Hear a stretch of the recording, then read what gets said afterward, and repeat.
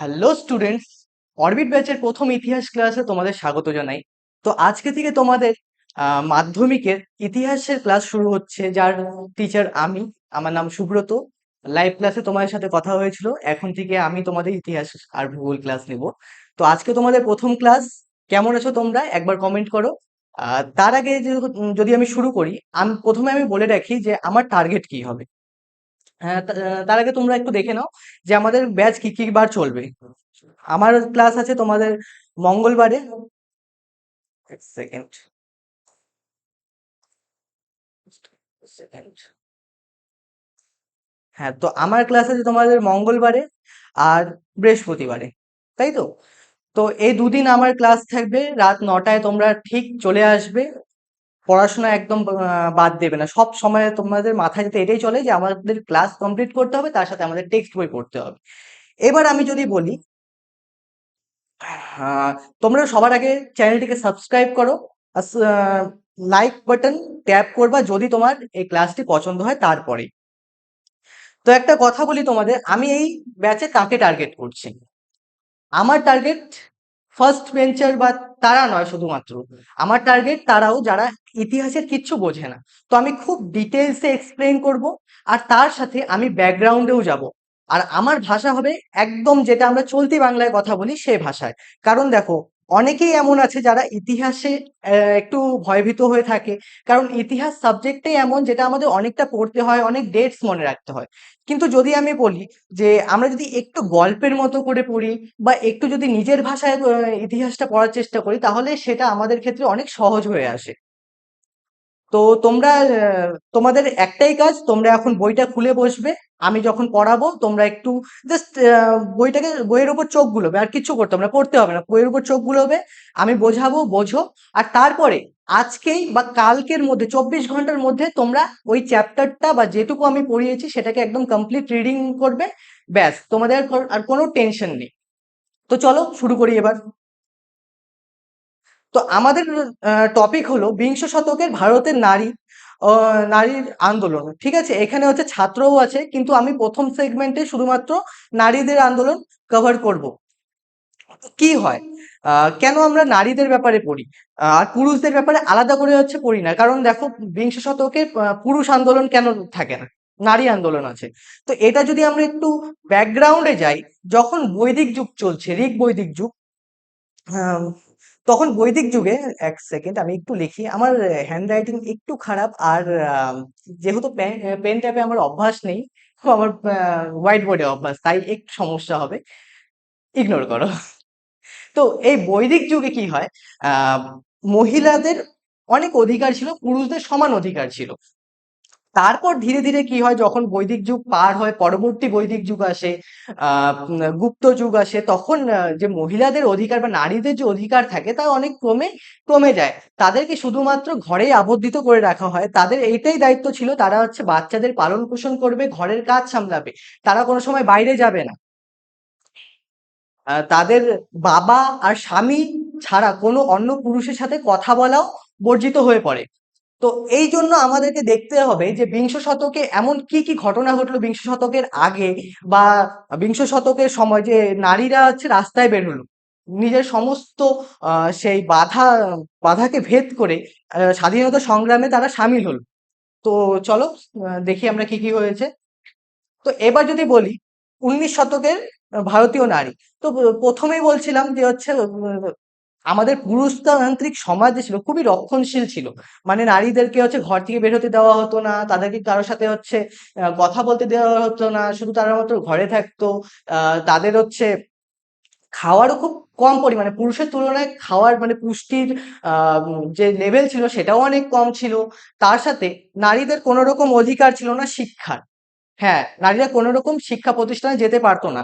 আর তাছাড়া বিভিন্ন কুপ্রথা তো রয়েছে, তাদের মধ্যে একটা রয়েছে পর্দা প্রথা। মানে তুমি এখনো যদি দেখো, অনেক গ্রামগঞ্জ আছে আমাদের পশ্চিমবঙ্গে, খুব কম, বাট অন্যান্য যে রাজ্যগুলো রয়েছে সেখানে গ্রামগঞ্জে মহিলারা এখনো ঘোমটা দিয়ে থাকে। তো সেটা হলো পর্দা প্রথা, মানে কোনো পরপুরুষকে দেখা যাবে না। তো এইভাবে হচ্ছে নারীদের সবসময় চার দেওয়ালের মধ্যে সীমাবদ্ধ রাখা হতো, তার শিক্ষা সম্পত্তি কোনো কিছুর অধিকার ছিল না। এখন যদি তুমি দেখো বর্তমান যুগের আমি তুলনা করি, তাহলে নারীদের সম্পত্তির মধ্যে অধিকার থাকে, কিন্তু সেটা 2005-এর আগে 2005-এ একটা আইন পাস হয়, তারপরে সেই অধিকারটা দেওয়া হয়। তার আগে মানে কোনো আইনত ভাবে তেমন কোনো অধিকার ছিল না।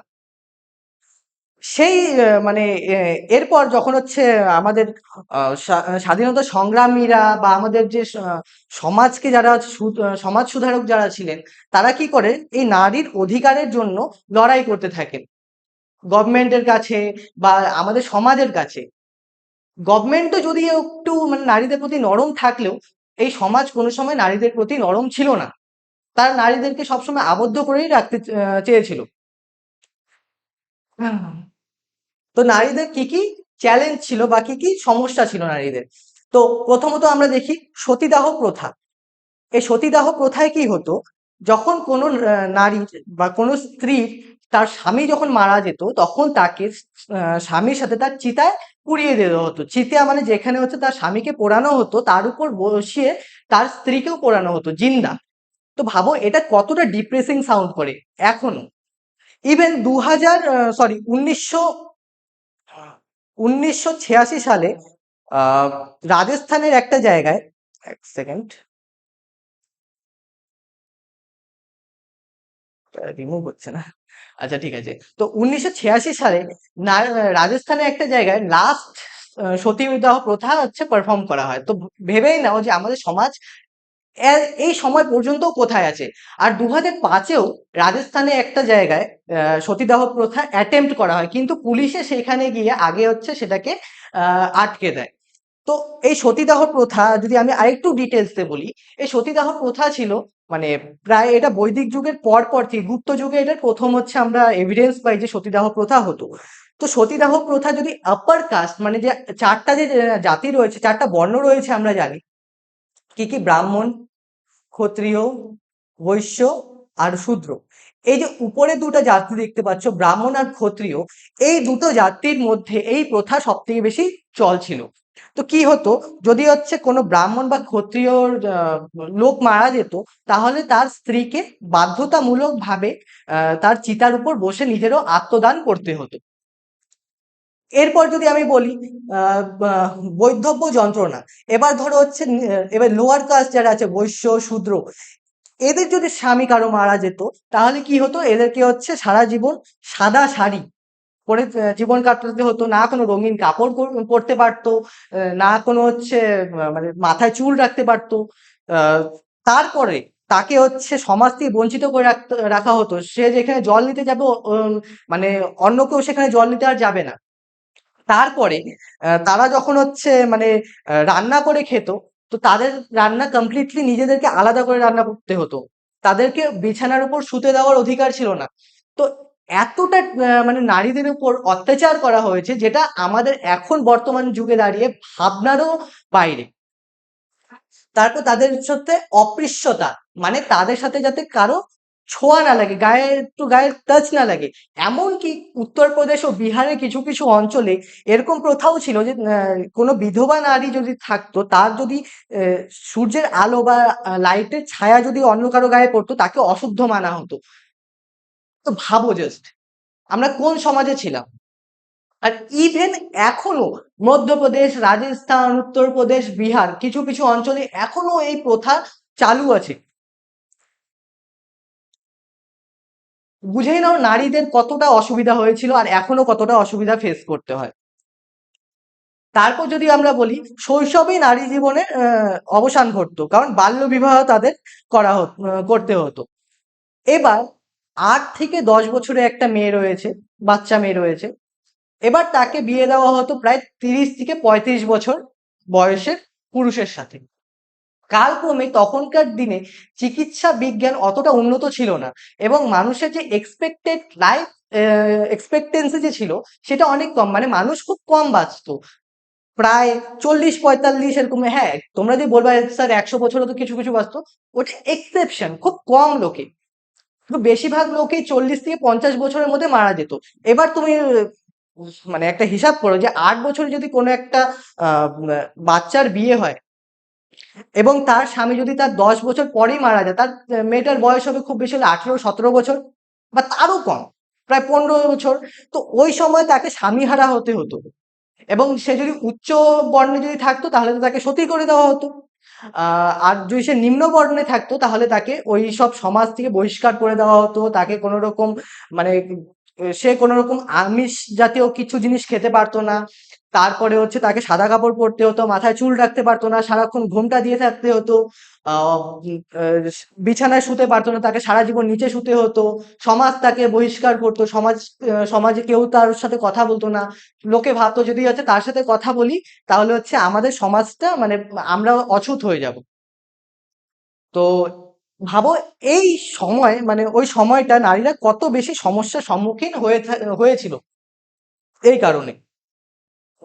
এরপর পর্দা প্রথা ও শিক্ষার অভাব, যেরকম আমি বললাম যে পর্দা প্রথা মানে তাদের সারাক্ষণ ঘোমটা দিয়ে থাকতে হতো, তারা বাইরে যেতে পারতো না, সারাক্ষণ তাদের ঘরে থাকতে বাধ্য করা হতো। তারপর শিক্ষার অভাব, তাদের শিক্ষার কোনো অধিকার ছিল না। এই শিক্ষার জন্য আমাদের ঈশ্বরচন্দ্র বিদ্যাসাগর অনেকটা লড়াই করেন, যার ফলে পরে বেথুন কলেজে নারীরা শিক্ষার অধিকার পায়। সেটা আমরা পরে ধীরে ধীরে আসছি। কিন্তু দেখো, এই শিক্ষা যদি না থাকে, তারা যদি চিরকাল অশিক্ষিত থাকে, তারা কোনোদিনই মানে অন্যায়ের বিরুদ্ধে আওয়াজ তুলতে পারতো না। এখনো যদি তুমি দেখো তোমার আহ, ঠাকুমা বলো বা ঠাকুমা, তোমার যদি ঠাকুমা থাকে তুমি নিজের ঠাকুমাকেই দেখো, সে যদি পড়াশোনা করে না করে থাকে, দেখবে যদি কোনো সরকারি কাজ হয় বা কিছু যদি একটা অন্যায় হয় না, উনি হচ্ছে কথা বলতে পারেন। এমন না যে তার মধ্যে কথা বলার ইচ্ছা নেই, কিন্তু তার মধ্যে কনফিডেন্স কোথা থেকে আসবে, উনি তো জানেন না কিছু। তো এই জন্য নারী শিক্ষা এতটা বেশি জরুরি হয়ে উঠেছিল। আর সেই পথটাই দেখায় আমাদের পশ্চিমবঙ্গ, সরি, বঙ্গ ও মহারাষ্ট্র। এখানে হচ্ছে ধীরে ধীরে নারী শিক্ষা প্রসার হতে থাকে, যার ফলে তো আমরা দেখতে পাবো যে যখন হচ্ছে জাতীয়তাবাদী আন্দোলন হবে, তখন বঙ্গ ও মহারাষ্ট্র থেকে নারীরা বেশি পরিমাণে আসবে। নেক্সট, এবার স্বাধীনতা সংগ্রামে নারীর ভূমিকা আমরা একটু দেখি। তোমরা সবাই জানো যে ব্রিটিশরা 1600 সালে আমাদের ভারতে আসে। কেন আসে? তারা হচ্ছে চাষবাস করতে এসেছিল? একদমই না। তারা এখানে রাজত্ব করতে এসেছিল? একদমই না। তারা ব্যবসা করতে এসেছিল। ভারতের যে বস্ত্র শিল্প থেকে নিয়ে ভারতের কুটির শিল্প, দেন ভারতের যে মশলা ছিল সেগুলো বিদেশে প্রচুর পরিমাণে বিক্রি হতো, আর তাদের দামও ছিল খুব চড়া। তো এই কারণে ব্রিটিশার্সরা ভারতে আসে, এবং ধীরে ধীরে যখন বুঝতে পারে ভারতের অবস্থা, এবং ভারতের যে একটা পাওয়ার ভ্যাকিউম ক্রিয়েট হয়, যেখানে মানে রাজারা নিজেদের বিরুদ্ধে সবসময় যুদ্ধ করতো, একে অপরের প্রতি হিংসা থাকতো, তখন ব্রিটিশার্সরা বুঝতে পারে এইভাবে করে আমরা ব্যবসা করতে পারবো না, আর আমাদের যদি প্রপার ভাবে ব্যবসা করতে হয় তাহলে আমাদেরকে গোটা ভারতকে নিজেদের আন্ডারে আনতে হবে এবং কবজা করতে হবে। তো ব্রিটিশার্সরা কবজা করে নেয়, যার ফলে আমাদের ভারতীয়দের অবস্থা আরো শোচনীয় হয়ে পড়ে। তো এই সময় আমরা ধীরে ধীরে স্বাধীনতার জন্য দাবি করতে থাকি। সেই স্বাধীনতার জন্যই নারীরা কি অবদান করেছে সেটাই আমাদের আজকের ভিডিওর প্রধান কি বলো উদ্দেশ্য। তো প্রথমত 1905 সালে তোমরা সবাই জানো বঙ্গভঙ্গ হয়। কে করেন? Lord Curzon. তো বঙ্গভঙ্গ কেন হয় এইটা তুই একটু আমি ব্যাকগ্রাউন্ডে বলি, যে 1905 সালের আগে যতগুলা বিদ্রোহ দেখবো, এই বিদ্রোহের কেন্দ্র ছিল বঙ্গ। ঠিক আছে? তো যতগুলো হচ্ছে কেন্দ্র ছিল বঙ্গ, কারণ বঙ্গতে ইন্টেলেকচুয়াল মানুষ বা বুদ্ধিজীবীদের বিকাশ ঘটছিল, যার ফলে নারীরাও কিছুটা শিক্ষিত হচ্ছিল, এবং তার ফলে এবং আম, মহান ব্যক্তিরা যেমন রাজা রামমোহন রয়, ঈশ্বরচন্দ্র বিদ্যাসাগর, তারা সবাই বঙ্গ থেকেই বিলং করছিল। যার ফলে ইংরেজরা বুঝতে পারে এখানকে আমরা টিকতে পারবো না, কারণ কলকাতা ছিল ব্রিটিশ ইন্ডিয়ার রাজধানী সেই সময়। তো তারা ভাবে যে 1905 সালে আমরা প্রথমে বঙ্গভঙ্গ করে দিই। তো বঙ্গভঙ্গ যখন হয়ে যায়, তার ফলে বিভিন্ন লিডার্স যেমন রবীন্দ্রনাথ ঠাকুর, তারা কি করে, তারা হচ্ছে মানে বিদেশি কাপড় চোপড় এগুলাকে হচ্ছে পুড়িয়ে দেয়। দেন হচ্ছে রবীন্দ্রনাথ ঠাকুর পুরাননি অবশ্য, মানে আরো যারা লিডার ছিল তারা, তাদের কথা বলছি। তো তারপর হচ্ছে তারা অরন্ধন করে, মানে নারীরা করে, আমি নারীদের মধ্যে আসছি, নারীরা কি করছে না করছে। আহ এই বঙ্গভঙ্গের ফলে রাখি উৎসব পালন করা হয়, যেটা কি হচ্ছে 27 তারিখ সম্ভবত আছে। আমার জন্য একটা রাখি আর বোনরা যারা দেখছো। তো হ্যাঁ, ঠিক আছে।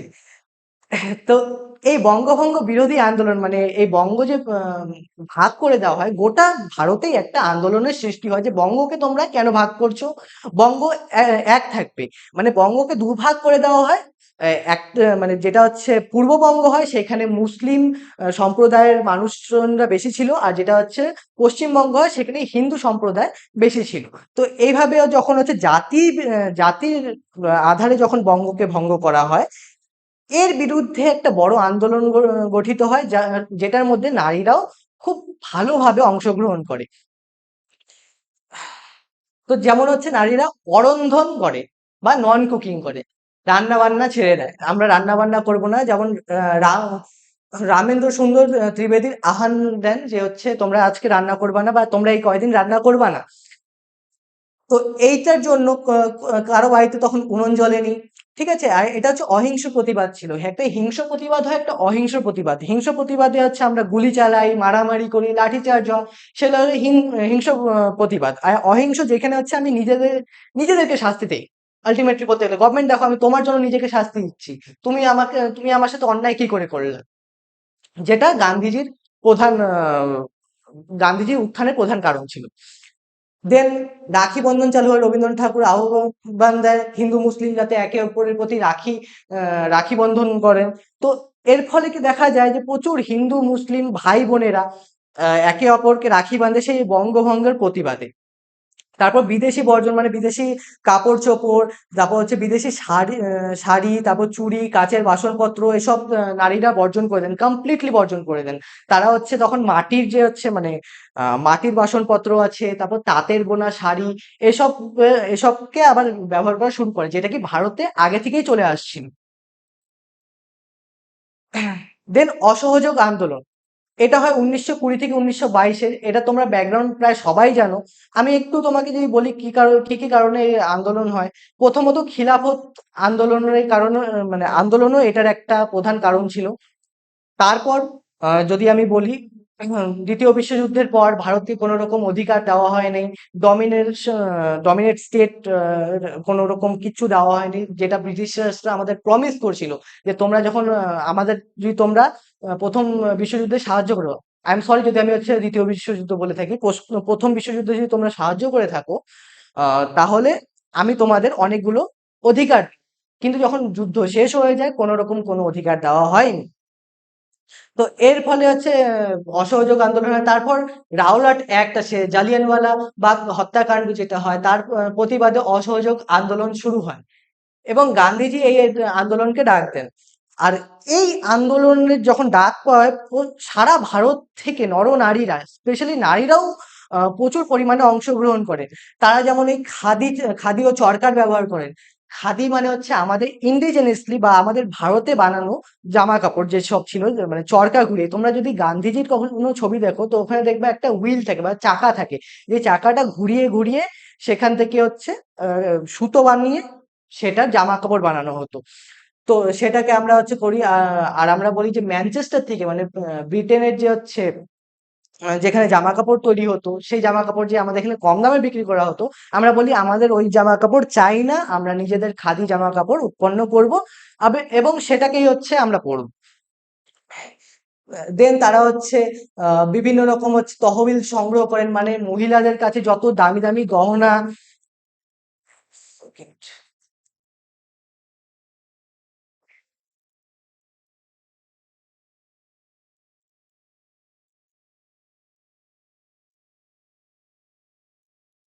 হ্যাঁ, তো মহিলাদের কাছে যেসব দামি দামি আহ, উম, মানে গহনা ছিল, বা হচ্ছে তাদের দামি দামি যেসব জিনিসপত্র ছিল, সেগুলো তারা দান করে, কারণ যাতে এই অসহযোগ আন্দোলনকে কন্টিনিউ হতে পারে। কারণ দেখো, যে কোনো আন্দোলনকে যদি আমরা কন্টিনিউ করতে চাই, বা যে কোনো আন্দোলনকে যদি আমরা লম্বা ডিউরেশনের জন্য টানতে চাই, তাহলে আমাদের সবার প্রথম দরকার হয় টাকা। কারণ যারা ধরো আন্দোলনে আসছে, তাদেরকে খেতে দিতে হবে, তাদের তাদের জন্য একটা শেল্টার বা একটা ছোট্ট ছোট্ট কামরার মতন বানাতে হবে, যেখানে সারা বৃষ্টি হলে সেখানে থাকতে পারবে। তো এটার জন্য দরকার হয় প্রচুর পরিমাণে অর্থের। তো সেই অর্থ সংগ্রহের জন্য বিভিন্ন নারীরা বিভিন্ন প্রদেশ থেকে একত্রিত হয় এবং নিজেদের যে গহনা ও মূল্যবান সামগ্রী স্বেচ্ছায় দান করে দেয়। তারপর হচ্ছে পিকেটিং করে তারা। এখানে পিকেটিং বলতে দেখো, তারা কি করতো, বড় বড় দোকান থাকতো, যেটা মানে ব্রিটিশদের যারা যেসব দোকান থাকতো বা হচ্ছে বড় বড় জমিদারদের যে দোকান থাকতো, তার সামনে গিয়ে ধর্ণা দিত। ধর্ণা দিয়ে বলতো এটা ব্রিটিশ সামগ্রী, ব্রিটিশরা আমাদের উপর এত অত্যাচার করছে আর তোমরা এখান থেকে কিনছো, তোমরা এরকম কি করে করতে পারো। তো এইভাবে করে হচ্ছে মানে তারা কি করে জিনিস ধীরে ধীরে মানে যারা কাস্টমার থাকে কাস্টমারদেরকে তারা হচ্ছে মজবুর করে দেয় যে তারা ব্রিটিশ পণ্যকে একদম কমপ্লিটলি ভাবে অ্যাভয়েড করবে। তারপর কারাবরণ। এবার হচ্ছে যেহেতু এরকম আন্দোলন হচ্ছে গভর্নমেন্টের বিরুদ্ধে, যখন হচ্ছে এরকম একটা কোনো আন্দোলন হয়, তো গভর্নমেন্ট কি চুপ করে থাকবে? গভর্নমেন্ট কখনো চুপ করে থাকবে না। তো গভর্নমেন্ট কি করে, মানে হচ্ছে যে প্রধান প্রধান লিডার ছিল মহিলাদের, যেমন বাসন্তী দেবী, ঠিক আছে, উর্মিলা দেবী, তাদেরকে হচ্ছে কি করে, তাদেরকে হচ্ছে জেলে নিয়ে যায়। প্রথমত ট্রায়াল চালানো হয়, ট্রায়াল মানে কোর্টে তাদেরকে নিয়ে যায়, কোর্টে নিয়ে গিয়ে তাদেরকে আহ মানে কারাবাসে রাখা হয়। তারপর যেমন বললাম, এই আন্দোলনেও আমরা হচ্ছে খাদি প্রচার করি, কারণ খাদি আমাদের অনেক পুরনো যুগ থেকে চলে আসছে ভারতে। ইংরেজরা নতুন মেশিন থেকে যে কাপড় হয় সেই কাপড় বানানো এনে কাপড় বানিয়ে এনে আমাদের এখানে বিক্রি করছিল। সেটা আমাদের ভালো লাগছিল না, কারণ প্রথমত সেই মেশিন দ্বারা যে কাপড়টা আসছিল সেটার দাম খুবই কম ছিল। লাইক যদি খাদি জামা কাপড় কিনি 100 টাকা যদি লাগে, মেশিন থেকে জামা কাপড়টা কিনলে সেটা হচ্ছে আমাদের খুব বেশি হলে 20 থেকে 30 টাকায় হয়ে যেত। তো সাধারণত আমাদের যে হচ্ছে খাদির যে ব্যবসাটা ছিল, যখন তাদের জিনিস এত দাম মানে হাই দামে বিক্রি হচ্ছিল, তো কেউ কিনছিল না। তো ধীরে ধীরে এই সমস্ত ব্যবসাগুলো ভেঙে যায়। এই ব্যবসাগুলো আর টিকতে পারে না ব্রিটিশ পণ্যের কাছে। তো যখন হচ্ছে আমাদের এই আন্দোলনগুলো শুরু হয়, তখন নারীরা কি করে, এই চরকায় সুতো কাটা মানে হচ্ছে এই আমাদের যে হচ্ছে নিজেদের ব্যবসাগুলো ছিল, যে নিজেদের কাপড় কলগুলো ছিল, ওগুলাকে আবার থেকে চালু করে। আর বলছিল যে হচ্ছে বেশি দামে হোক কিন্তু আমরা নিজেদের জিনিস করব। তারপর আইন অমান্য আন্দোলন। এই আইন অমান্য আন্দোলন যদি হচ্ছে আমি বলি, এটা 1930 থেকে 1934 সালে হয়। আম, তো এখানে তোমরা একটা জিনিস দেখতে পারবা, যেটা হচ্ছে ডান্ডি অভিযান, লবণ সত্যাগ্রহ। তো এই সময় কি হতো বলতো, আমাদের কাছে অনেক তো সমুদ্র সৈকত রয়েছে অনেক, তো আমাদের লবণের কোনো অভাব ছিল না। কিন্তু তুমি যখন যে আসল ছবিটা দেখতা, গোটা ভারতেই লবণের একটা আকাল পড়ে যায়। কেন? কারণ লবণের উপর ভীষণ পরিমাণে ট্যাক্স ইম্পোজ করা হতো। এই লবণ বানানোর অধিকার শুধুমাত্র ব্রিটিশদের কাছে ছিল। তারাই শুধুমাত্র লবণ বানাতে পারতো, আমাদের কোনো রকম লবণ বানানোর অধিকার ছিল না। তো এই লবণের উপর যখন এত পরিমাণে ট্যাক্স আছে, আমাদের নিজের কাছে যখন লবণ আছে কিন্তু আমরা সেটা ইউজ করতে পারছি না, এটা দেখে গান্ধীজি ও বিভিন্ন তখন যে হচ্ছে প্রমুখ নেতারা ছিল, তারা ভীষণ পরিমাণে আহ, রেগে যান। ব্রিটিশ, কেন তোমরা আমাদের উপর এরকম কিভাবে করতে পারো, এটা আমাদের জিনিস, তোমরা আমাদের কি করে বারণ করছো। তো তারা একটা মার্চ করেন, ডান্ডি মার্চ, মানে ডান্ডি বলে একটা জায়গা আছে গুজরাটের। সেখানে গান্ধীজি প্রায় 30,000 নরনারী বা পুরুষ মহিলা তার ফলোয়ার্স কে নিয়ে পৌঁছায় এবং নিজে থেকে লবণ তৈরি করা হয়। তো সেই ডান্ডি মার্চে বা ডান্ডি অভিযানে নারীরাও এক মানে প্রত্যক্ষ ভূমিকা পালন করেছিল। যেমন হচ্ছে এখানে যখন গান্ধীজি গ্রেপ্তার হয়ে যায়, যেমন হচ্ছে গভর্নমেন্টের বিরুদ্ধে গিয়ে নিজে থেকে লবণ তৈরি করছে, তো গান্ধীজিকে গ্রেপ্তার করে নেওয়া হয় 1931 সালে সম্ভবত। আমার ঠিক মনে পড়ছে না সালটা, কিন্তু 1931 কি 1932 হবে। তো ওই সময় সরোজিনী নাইডু, গান্ধীজি যখন গ্রেপ্তার হয়ে যায় তার জায়গায় এই আন্দোলনটাকে নেতৃত্ব দেন। ঠিক আছে, তারপর ওই তো যেটা বললাম, হাজার হাজার নারী সমুদ্র উপকূলে গিয়ে নিজের হাত থেকে লবণ তৈরি করে এবং লবণ আইন আমরা বর্জিত করে দিই। তারপর আইন ভঙ্গ ও প্রতিরোধ। এবার হচ্ছে ব্রিটিশ আইনের প্রকাশ্য বিরোধিতা করা শুরু করে নারীরা। যেমন ধরো, লবণ আইন ভঙ্গের পাশাপাশি নারী জঙ্গল আইন ভঙ্গ করেন। এবার ব্রিটিশার্সদের কি ছিল, জঙ্গলে তারা বলতো যে জঙ্গলের মধ্যে যে আদিবাসীরা বা যারা থাকতো না কেন, তাদেরকে হচ্ছে আহ তারা প্রথম থেকে জঙ্গলের উপর নির্ভর থাকতো। একদিন হঠাৎ করে ব্রিটিশার্সরা আসে, এবার বলে তোমাদের জঙ্গলের উপর কোনো অধিকার নেই, তোমরা কোনো মধু, কোনো কাঠ, কোনো পাতা কিছু জঙ্গল থেকে নিতে পারবা না। হঠাৎ করে ভাবো যে কিরকম লেগেছে তাদের শুনে। তো এসবের জন্য অনেক আন্দোলন হয়, এর ফলে হচ্ছে তোমরা যদি সাঁওতাল বিদ্রোহ দেখবা, অনেক ধরনের হচ্ছে তোমরা এখানে বিদ্রোহের ব্যাপারে পড়েছো আর পড়বাও, যদি তোমরা ক্লাস 11-12 আবার ইতিহাসকে চুজ করো। তো যার ফলে এই হচ্ছে ব্রিটিশার্সদের বিরুদ্ধে যখন আমরা যাই, বা আম, ব্রিটিশের বিরুদ্ধে যখন হচ্ছে আমাদের দেশের নারীরা যায়, তখন অনেকজনকে কারাবাসের সাজা দেওয়া হয়। কি করা যাবে আর, তারা হাসি মুখে চলে যায়, কারণ দেশটা আমাদের। তারা সত্যি বলতে আমরা এখন যতটা সেলফিশ না, তখনকার মানুষ যদি এতটা সেলফিশ থাকতো, তাহলে হয়তো আমাদের স্বাধীনতা পেতে আরো 100 বছর সময় লাগতো। তারা দেশকে ভালোবাসতো। দেন ভারত ছাড়ো আন্দোলন। এবার ভারত ছাড়ো আন্দোলন কি হয়, যখন দ্বিতীয় বিশ্বযুদ্ধ চলছে, ব্রিটিশরা দ্বিতীয় বিশ্বযুদ্ধে নিজেদেরকে মানে ব্যস্ত রেখেছে, ব্রিটিশের প্রচুর পরিমাণে ক্ষয়ক্ষতি হয়েছে দ্বিতীয় বিশ্বযুদ্ধে হিটলারের সাথে যুদ্ধ করতে গিয়ে, তোমরা ক্লাস 9-এ পড়েছো এটা।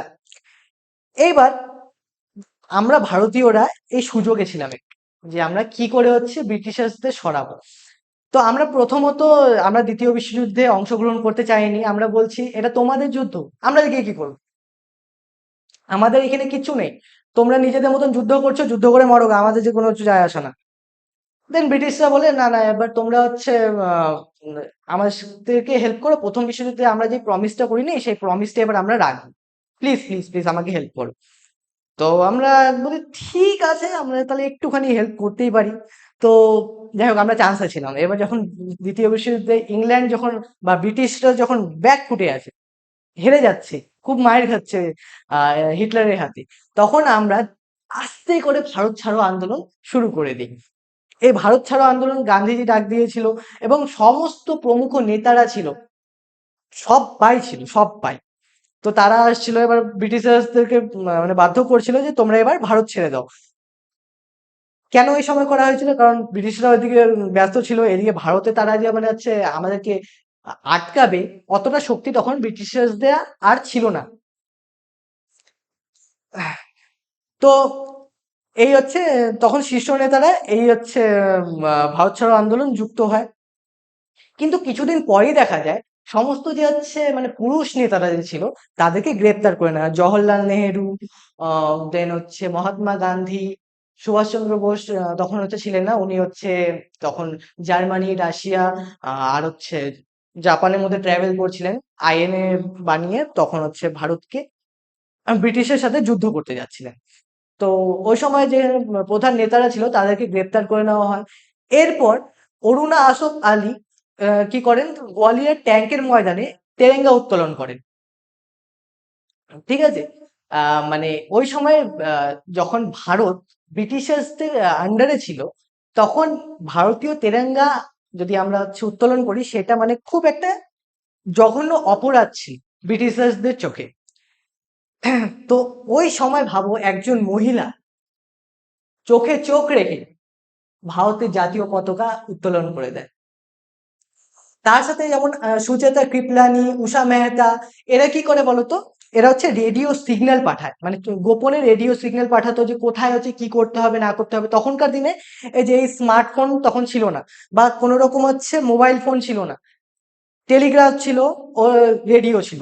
এবার রেডিও ব্রডকাস্ট করার জন্য প্রপার স্টুডিও লাগে, তার সাথে হচ্ছে প্রপার চ্যানেল লাগে, তো এগুলো হচ্ছে খুব গোপনে করা খুবই মুশকিল ব্যাপার।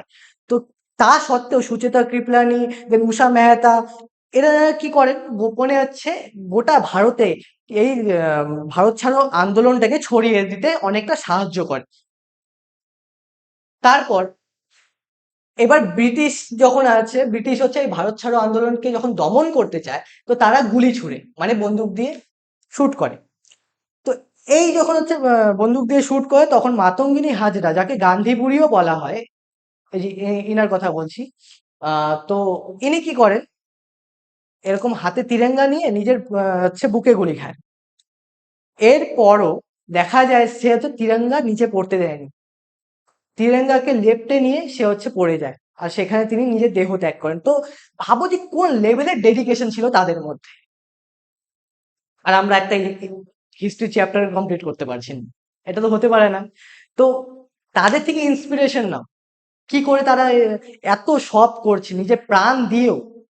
উনার বয়স 73 বছর ছিলেন, 73 ইয়ার্স, ভাবো।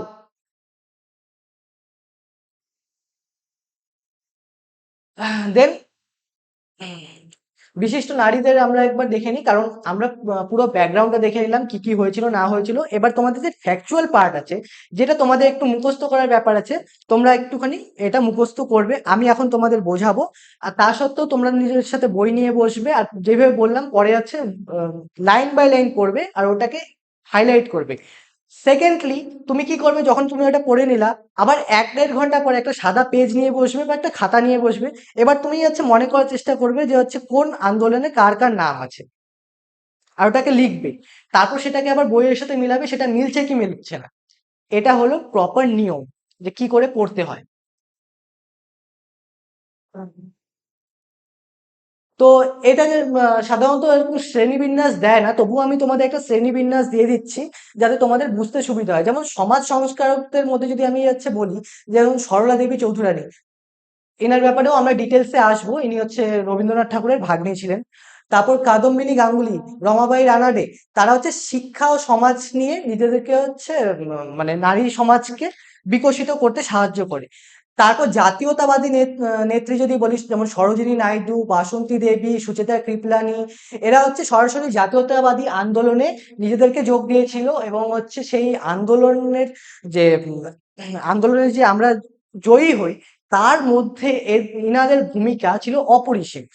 তারপর সশস্ত্র বিপ্লবী, মানে যারা অহিংসাকে ত্যাগ করে হিংসার দিকে এগিয়েছিলেন, যেমন প্রীতিলতা ওয়াদ্দেদার, কল্পনা দত্ত, তারা হচ্ছে ব্রিটিশারদের বিরুদ্ধে লড়েছিলেন সশস্ত্রভাবে, বন্দুক নিয়ে, বোমা নিয়ে।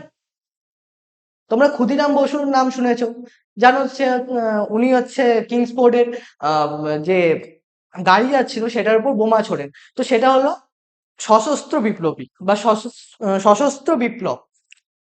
আই এম রিয়েলি সরি, আমার একটু গলাটা একটু ডাউন আছে, তো আমি চেষ্টা করছি। ওকে, তো প্রথম যদি আমি আসি সরলা দেবী চৌধুরানীর, তো এনার জন্ম হচ্ছে 1872 সালে, এবং ইনি 1945 সালে নিজের দেহ ত্যাগ করেন। তো ইনি রবীন্দ্রনাথ ঠাকুরের ভাগ্নী ছিলেন এবং স্বর্ণকুমারী দেবীর কন্যা ছিলেন। তিনি ছিলেন অত্যন্ত উচ্চশিক্ষিতা এবং বুদ্ধিমতী। ইভেন তোমরা যদি হচ্ছে গোশালা মোড় যাও, তো ওখানে দেখবে দেবী চৌধুরানী মন্দির আছে। তো উনার নামে এই মন্দিরটা বানানো হয়েছে। তো দেখো তিনি হচ্ছে কি কি করেছেন। তিনি হচ্ছে বাংলায় শরীর চর্চার উপর জোর দিয়েছেন। মানে তার ভাবনা দ্বারা ছিল, যদি নারীরা নিজেকে শক্তপোক্ত না করে, নিজের শরীরের উপর যদি না ধ্যান দেয়, নিজেকে যদি মজবুত না করে, তাহলে কি করে তারা হচ্ছে ব্রিটিশের বিরুদ্ধে লড়বে। তারপর হচ্ছে তিনি হচ্ছে বীর পূজার প্রচলন করেন। তারপর হচ্ছে তিনি হচ্ছে বিভিন্ন রকম উৎসব চালু করেন, যার ফলে নারীরা একসাথে এসে মিলে ডিসকাস করতে পারে যে এরপর আমাদের কি স্টেপ নেওয়া উচিত, আমরা নিজেদেরকে কি করে আরো সশক্ত করব। তারপর তিনি হচ্ছে ভারতী পত্রিকার সম্পাদনা করতেন। তারপর হচ্ছে মানে এই সম্পাদনা করতেন বলতে, এই ভারতী পত্রিকায় তিনি লিখতেন যে হচ্ছে কি করে হচ্ছে নারীদের শিক্ষা বা নারীদেরকে আরো মানে কঠিন করে তুলতে হবে, যাতে তারা ব্রিটিশের বিরুদ্ধে এই লড়াইটা চালিয়ে যেতে পারে।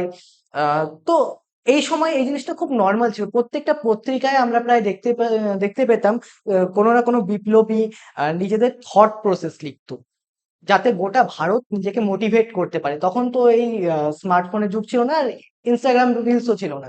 এখন যেমন আমরা ধরো হচ্ছে ইনস্টাগ্রাম রিলসে দেখে নিই, কিছু না কিছু সমস্ত কিছু আমাদের রিলসেই চলে আসে, কিন্তু তখন সেই জিনিসটা ছিল না। তখন আমাদের রিলাই করতে হতো নিউজ পেপারের উপর। যেমন সরলা দেবী যদি আমি কর্মধারায় যদি বলি, তিনি সাংবাদিকতা করতেন ভারতী পত্রিকায়। তারপর তিনি যুব সংগঠন তৈরি করেন, আখাড়া তৈরি করেন। আখাড়া মানে যেখানে হচ্ছে গিয়ে, তোমরা দাঙ্গল মুভি দেখেছো, হয়তো দেখোনি, কিন্তু আখাড়া বলতে এমন একটা জায়গা যেখানে গিয়ে কুস্তি বা এসবের প্র্যাকটিস করা হয়, যেখানে মানে যুদ্ধে একটু প্র্যাকটিস করা হয়, নিজেকে মানে নিজের বল প্রদর্শন করার একটা জায়গা। তারপর লাঠি খেলা, তলোয়ার খেলা এসবের প্রতি তিনি হচ্ছে আগ্রহী ছিলেন এবং তিনি চাইতেন যে ভারতের প্রত্যেকটা নারী এসব শিখুক। তারপর প্রতিষ্ঠান তিনি গঠন করেন, যেমন সর্বভারতীয় নারী সংগঠন তিনি গঠন করেন, ভারতীয় স্ত্রী মহামণ্ডল গঠন করেন। এই সর্বভারতীয় নারী সংগঠনটার নামই ছিল ভারত স্ত্রী মহামণ্ডল। তো কনফিউজ হয়েও না, একই জিনিস। দেন আসি আমরা কাদম্বিনী গাঙ্গুলি। তোমরা অনেকেই ইনার নাম শুনেছো। ইনি হচ্ছে প্রথম নারী গ্র্যাজুয়েট। মানে একা ছিলেন না, এনার সাথে আরেকজন ছিলেন। আম, তো এক সেকেন্ড জাস্ট।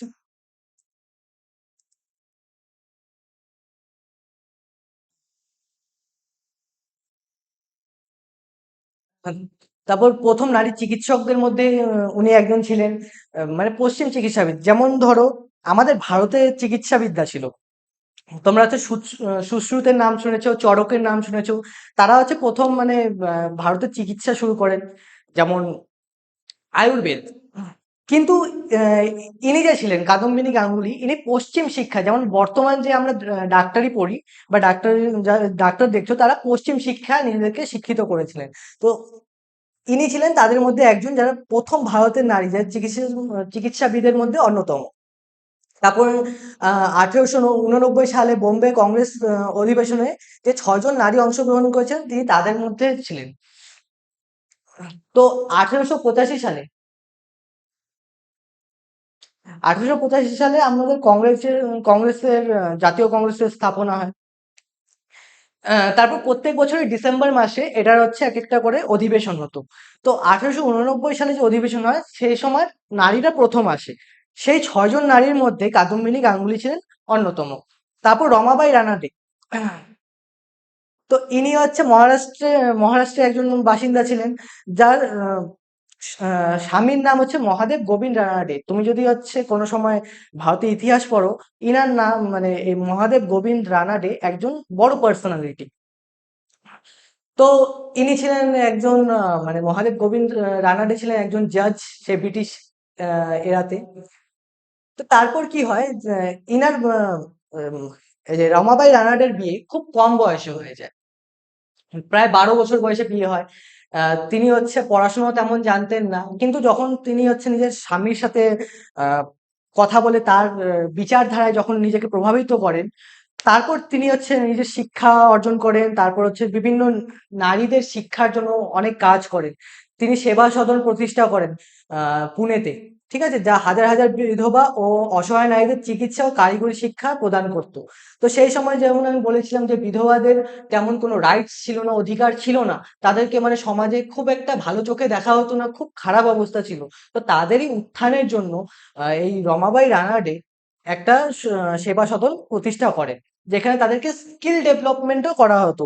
যেমন তাদেরকে হচ্ছে কোনো রকম বস্ত্র শিল্প বা কুটির শিল্প, এসব তাদেরকে মানে শিক্ষা প্রদান করা হতো, যাতে তারা নিজে সেসব কাজ করে নিজেদেরকে আহ, নিজের পায়ে দাঁড় হতে পারে আসলে, বেসিক্যালি আর কি। তারপর তিনি প্রথম হচ্ছে ভোটের অধিকার চান নারীদের জন্য। কারণ দেখো এই বর্তমান যুগে মনে হবে তোমাদের যে হচ্ছে ভোটের অধিকার তো সবার কাছেই আছে, ভোটের অধিকার এমন এমন আর কি আছে। আহ, আমার বাবাকেও দেখছি ভোট দেয়, আমার মাকেও দেখছি ভোট দেয়, আমার দিদিকেও দেখছি ভোট দেয়, আমার দাদাকেও দেখছি ভোট দেয়। তো এমন কিছু না। কিন্তু গোটা পৃথিবীতে, আমি শুধু ভারতের কথা বলছি না, গোটা পৃথিবীতে নারীদের ভোটের অধিকার দেওয়াটা একটা খুব মানে বিশাল ব্যাপার ছিল। ইভেন আমেরিকা, ফ্রান্স, এরাও হচ্ছে মানে এত ডেভেলপ দেশ, এরাও অনেক পরে নারীদেরকে ভোটের অধিকার দেয়। আমার এক্স্যাক্টলি ইয়ার মনে নেই, কিন্তু প্রায় ভারত স্বাধীন হওয়ার 50-60 বছর আগেই হচ্ছে আমেরিকা নিজেদের নারীকে ভোটের অধিকার দেয় কমপ্লিটলি। তো ভাবো যে ওই সময় মানে শুধুমাত্র ভারতে না, গোটা পৃথিবীতে নারীদের অবস্থা খুব শোচনীয় ছিল। আর ভারতে সেটা আরো খারাপ ছিল, যেহেতু এখানে জাতিবাদীটা একটু বেশি চলতো তাই। তারপর সরোজিনী নাইডু, ইনাকে নাইটিঙ্গেল অফ ইন্ডিয়া বলা হয়। তিনি তার মানে হচ্ছে তার কাব্য এতটাই ভালো ছিল যে তাকে ভারতের কোকিল কণ্ঠী বলা হয়। তো তারপর ইনি হচ্ছে ধীরে ধীরে রাজনৈতিক দিকে আসেন, কারণ প্রথমে তিনি লেখিকা রূপে পরিচিত ছিলেন। ধীরে ধীরে রাজনৈতিক উত্থান হয় তার। আমি রিয়েলি। আর তিনি গান্ধীজির পথে মানে খুব বিশ্বাসী ছিলেন এবং গান্ধীজির একজন মানে কি বলবো, ফেভারেট বলতে পারো, ফেভারেট ফলোয়ার ছিলেন। তো স্বাধীনতা সংগ্রামে তুমি তাহলে বুঝতেই পারছো যে গান্ধীজির সাথে থাকতেন তাহলে তার স্বাধীনতা সংগ্রামে কত বেশি বড় রোল হবে একটা। এবার তার অবদানগুলো আমরা একটু দেখে নিই। যেমন লবণ সত্যাগ্রহ আমি যেমন বললাম, যখন হচ্ছে গান্ধীজি গ্রেপ্তার হয়ে যান তখন তিনি হচ্ছে এই আন্দোলনটাকে হচ্ছে নিজে নেতৃত্ব দেন, যার ফলে দেখা যায় কি পুলিশে এসে অনেক লাঠিচার্জ করে। তো মানে খুব একটা আইডিয়াল সিচুয়েশন ছিল না। খুব এই দেখো এত পুলিশের লাঠি খেয়েও তিনি হচ্ছে ভারতের স্বাধীনতার জন্য লড়ে গেছেন। তারপর আন্তর্জাতিক প্রতিনিধিত্ব, তিনি হচ্ছে গোল টেবিল বৈঠক যেটা হয়েছিল, যেটা হচ্ছে মানে সাইমন কমিশন আসার পর গান্ধীজিকে যখন ডাকা হয় গোল টেবিল বৈঠকে, তো দ্বিতীয় গোল টেবিল বৈঠকে তিনি গান্ধীজির সাথে যান এবং সেখানে ভারতের প্রতিনিধিত্ব করেন এবং তিনি সেখানে হচ্ছে মানে নিজের ভাষণও দেন ইংলিশে।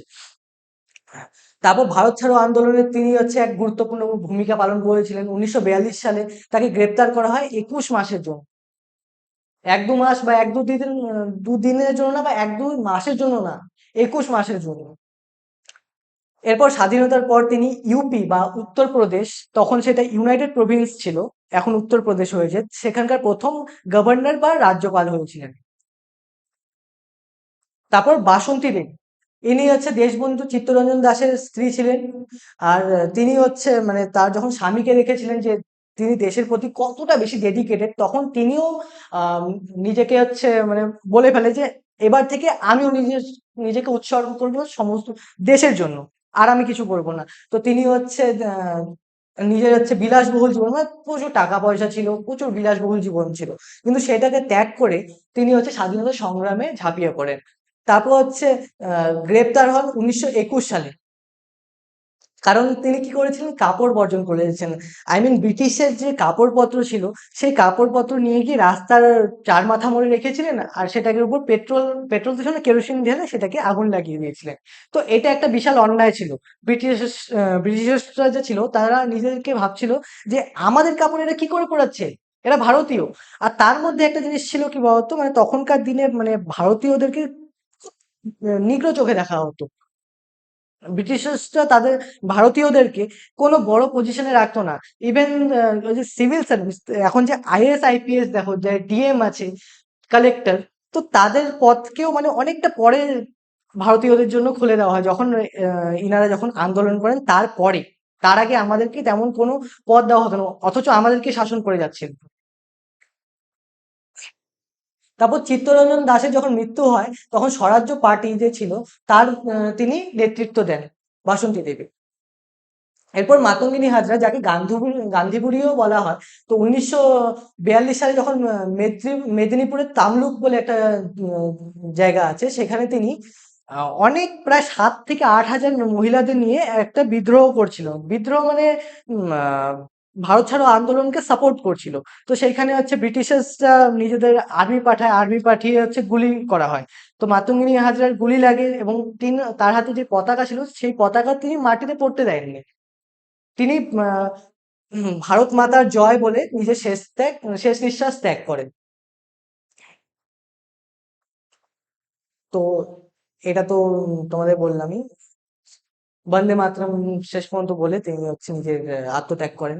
দেন সুচেতা কৃপলানি, তিনি হচ্ছে স্বাধীনতা সংগ্রামী ছিলেন একজন। তারপর হচ্ছে ভারতের প্রথম নারী মুখ্যমন্ত্রী, উত্তরপ্রদেশেরই।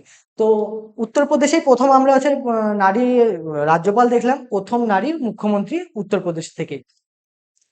তারপর হচ্ছে ভারত ছাড়ো আন্দোলনে তিনি হচ্ছে প্রথম সারির নেতা। এনাকেও জেলে যেতে হয়েছিল, কারণ বিদ্রোহ করলে জেলে যেতেই হয়। বুঝতে পারছো। তো তিনি অরুণা আস্তফ আলী আর উষা মেহতার সাথে আত্মগোপন করে হচ্ছে সেই রেডিও পরিচালনা করতেন। তারপর হচ্ছে যারা আন্দোলন করছিল তাদেরকে খাওয়ার বিতরণ থেকে নিয়ে প্রত্যেকটা সাপোর্ট, প্রত্যেকটা জিনিসের সাপোর্ট করছিলেন, সেই আন্দোলনকে নেতৃত্ব দিচ্ছিলেন। তারপর আসে সশস্ত্র বিপ্লব। এবার আসি আমরা একটু বন্দুকে।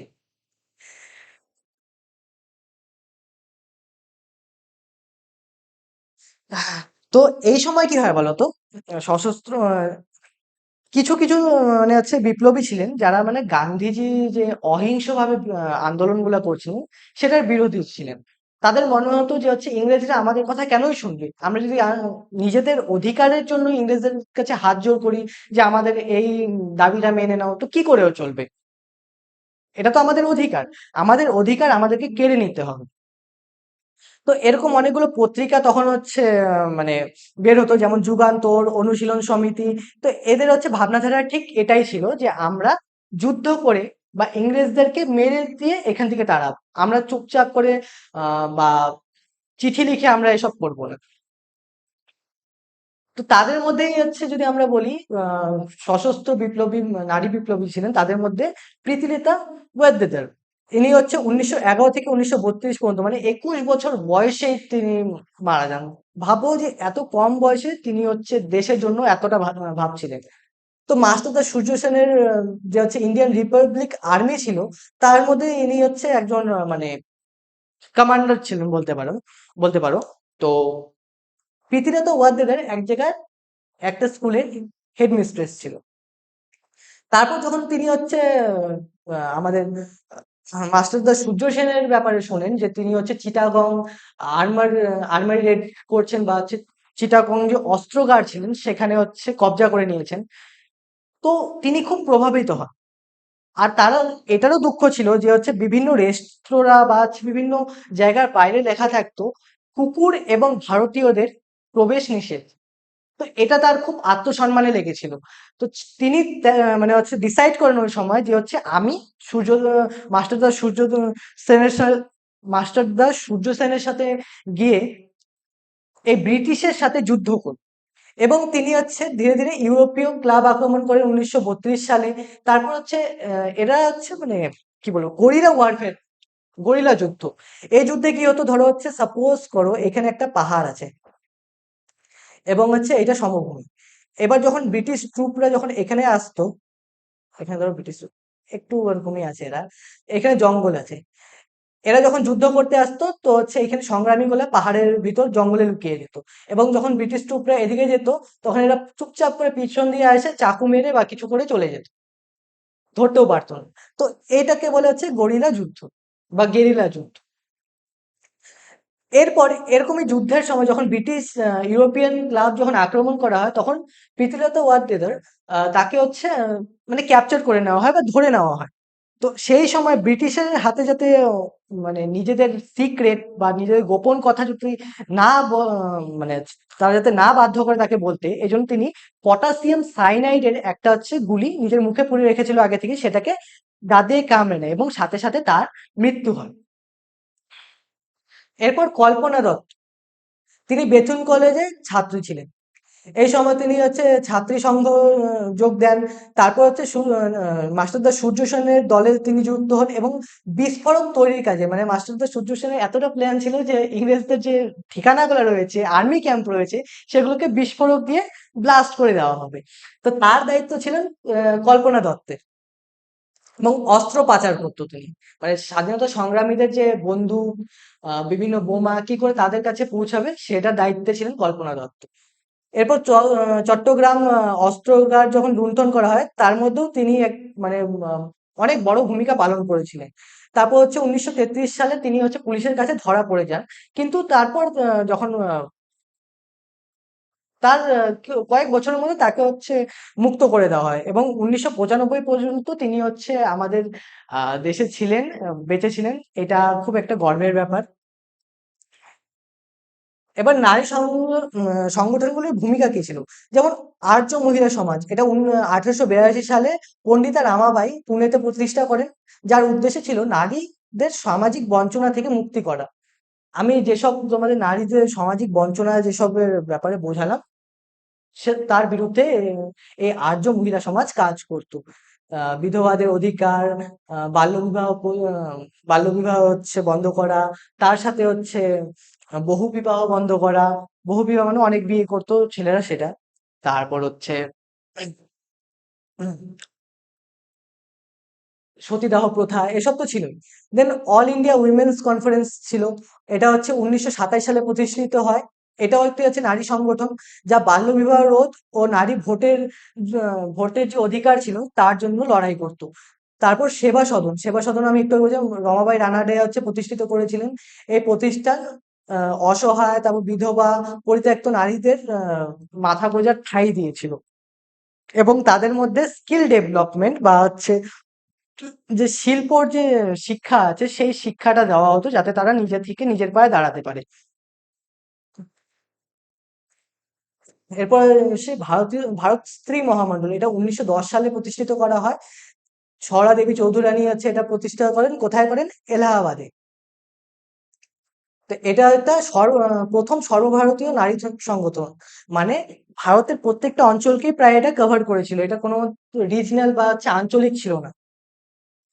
এর লক্ষ্য ছিল ধর্ম ও বর্ণ নির্বিশেষে, মানে প্রত্যেকটা ধর্মের লোকই এখানে আসতে পারতো, এবং প্রত্যেকটা বর্ণের লোকই এখানে এসে নিয়ে একসাথে মিলে মিশে থাকতে পারতো, নিজেদেরকে সমাজে উত্থান করতে পারতো নারী উন্নতির জন্য।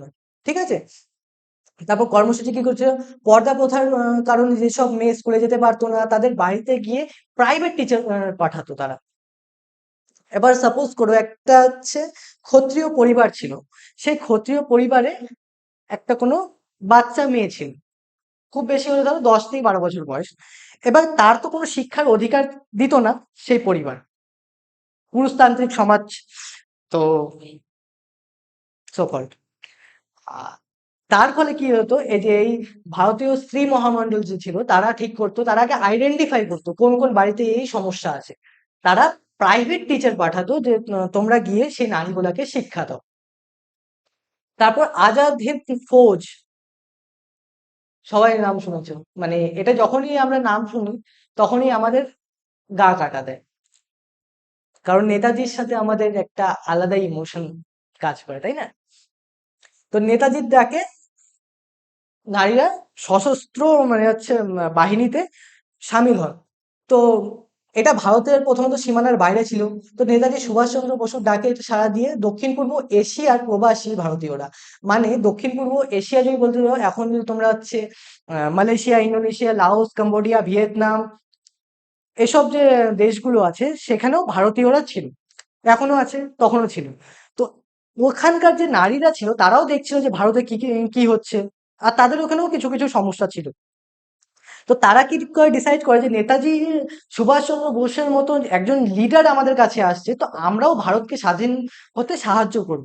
তো এর ফলে সেখানকার যে মানে নারীরা ছিল, তারা আইএনএ, ইন্ডিয়ান ন্যাশনাল আর্মি, যা নেতাজি নেতৃত্ব দিচ্ছিলেন, তো সেটাই যোগ দেয়, এবং ধীরে ধীরে সেটা মানে আন্দামান নিকোবর হয়ে দেন ভারতে ঢুকে, ভারতে অনেক যুদ্ধ হয়, সেটা পরে আমরা ডিটেলস দেখবো। তো সেই আইএনএ বা ইন্ডিয়ান ন্যাশনাল আর্মির মধ্যে ছিল যে রানী ঝাঁসি রেজিমেন্ট। তোমরা ঝাঁসি রানীর নাম সবাই শুনেছো প্রায়। তো এখানে এটা 1943 সালে 12ই জুলাই সিঙ্গাপুরে নেতাজি প্রতিষ্ঠা করেন রানী ঝাঁসি রেজিমেন্ট। তারপর এর ক্যাপ্টেন ছিল, মানে ক্যাপ্টেন মানে লিডার, হেড এই রেজিমেন্টটার। এটা রানী রানী, সরি আমি রানী বলছি, রানী লক্ষ্মী বাড়ি থেকে আমার চলে আসছে, লক্ষ্মী সাইগল। ঠিক আছে? তিনি এই রেজিমেন্টের নেতৃত্ব দিচ্ছিলেন। এই প্রশিক্ষণের জন্য মানে নারীদেরকে প্রচুর পরিমাণে, যেমন এখনকার দিনে ইন্ডিয়ান আর্মিকে যেমন ভাবে ট্রেনিং দেওয়া হয়, তাদেরকেও ঠিক তেমন ভাবে ট্রেনিং দেওয়া হতো। তোমাদের যদি কোনো সময় যদি তোমরা টাইম পাও মাধ্যমিকের পরে, আমি তোমাদের সাজেস্ট করব, আহ, একটা ডকুমেন্টারি আছে, সম্ভবত প্রধানমন্ত্রী সিরিজের উপর। ওখানে তোমরা এটা খুব ভালো করে দেখতে পাবে, এখন দেখতে হবে না, তোমরা যখন মাধ্যমিক দিয়ে নেবা, যাদের ইন্টারেস্ট আছে হিস্ট্রি নিয়ে পড়ার, অবশ্যই দেখবে।